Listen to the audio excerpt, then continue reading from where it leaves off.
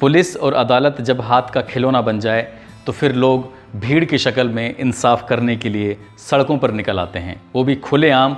एक किसी की भी पीट पीट कर हत्या कर देते हैं, वहीं खुलेआम इंसाफ करने पर उतारू हो जाते हैं। देश में इस तरह के सैकड़ों मामले हो चुके हैं जहां पर लोगों को बेवजह पीट पीट कर मौत के घाट उतार दिया गया।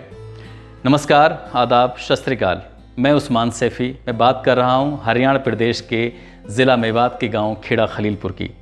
बीती 16 मई की रात को खेड़ा खलीलपुर निवासी आसिफ उर्फ सद्दू की भीड़ ने पीट पीट कर हत्या कर दी। इस मॉब लिंचिंग के बाद पूरे देश भर में हंगामा खड़ा हो गया और परिवार वालों की तहरीर के आधार पर लगातार दबिश देकर गिरफ्तारियां करनी शुरू कर दी। मगर इस गिरफ्तारियों से बड़ी संख्या में लोग नाखुश नज़र आए।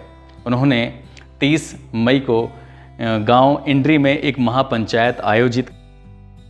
एंड्री गांव में होने वाली महापंचायत को लेकर पुलिस एवं प्रशासन को पहले से ही सतर्क होना चाहिए था।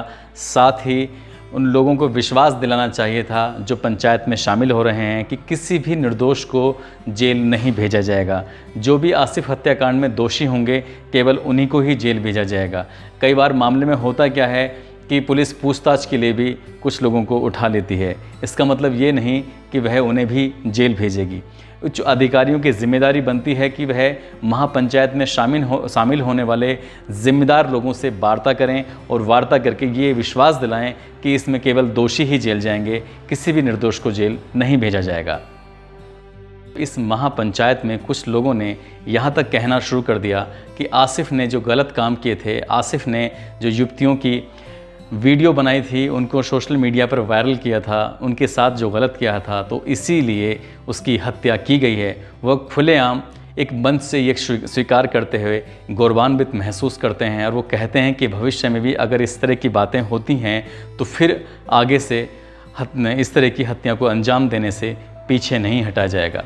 इस तरह के ओजस्वी भाषण देकर एक बार फिर भीड़ को दावत दी जा रही है कि आप ही इंसाफ कर दीजिए, आप ही लोगों को हत्या करके मौत के घाट उतार दीजिए, क्योंकि संविधान की धज्जियां उड़ाना एक आदत सी बन गई है। पुलिस पर विश्वास न करना, अदालत पर विश्वास न करना, ये एक नियम बन गया है।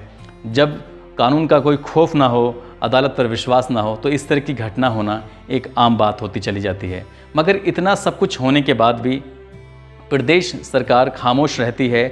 जब हत्या होती है तब भी खामोश होती है, और जब इस बात का विरोध करने के लिए कि गिरफ्तार हो रहे हैं तो हज़ारों लोग जुटते हैं, तब भी प्रदेश सरकार खामोश रहती है। खामोश प्रदेश सरकार ही नहीं रहती, बल्कि LIU भी खामोश रहती है और पुलिस भी खामोश रहती है। एक तरफ कोरोना काल में जब लोगों को घरों में रहने की हिदायत दी जा रही है कि इस बीमारी को ख़त्म करने के लिए लॉकडाउन बहुत ज़रूरी है, सभी लोग अपने अपने घरों में रहें, तब इंड्री में हज़ारों लोग जुट जाते हैं और उस हज़ारों लोगों को जुटाने के लिए लाखों रुपए पानी की तरह बर्बाद कर दिए जाते हैं। सवाल उठता है कि आखिर ऐसी नौबत क्यों आती है, क्यों लोग इकट्ठा होकर ये फैसला करने के लिए चल पड़ते हैं? क्या कानून की कोई अपनी जिम्मेदारी नहीं बनती? मैं बस एक बात ये जानना चाहता हूँ कि आसिफ ने अगर कोई ऐसा गलत काम किया था, कानून तोड़ा था, तो आपको पुलिस का दरवाज़ा खटखटाना चाहिए था।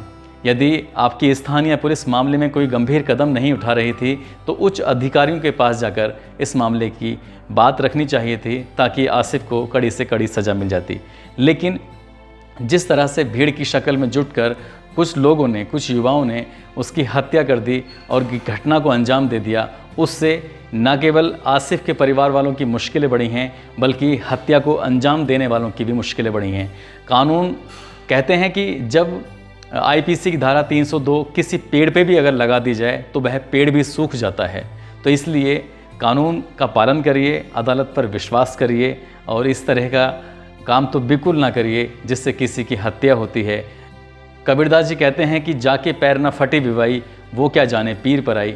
ये खैर दर्द क्या होता है वो आसिफ के परिजन बहुत करीब से महसूस कर सकते हैं, या जिन युवाओं की, जिन लड़कों की गिरफ्तारी हुई है, जिन्हें जेल भेजा जा रहा है, उनकी माँ, उनके पिता वो ज़्यादा करीब से महसूस कर सकते हैं।